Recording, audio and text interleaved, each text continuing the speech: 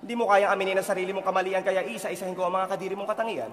Unang-una, yung sex life niya pathetic, synthetic at fake. Pangalawa, para makasex yung kadate, ang pinaka-effective na technique ni Dave ay betchin at rape. Pangatlo, yung bayag niya, sabi ng iba, elliptical shape.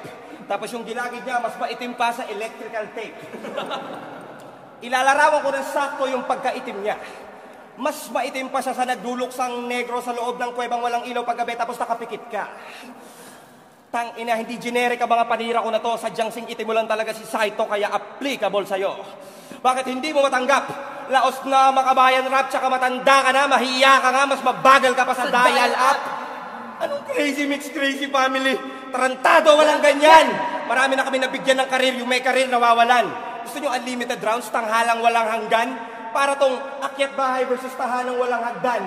Ngayong kaharap mo na kami, pare ano pakiramdam para bang ginagapangan ng katawan mo na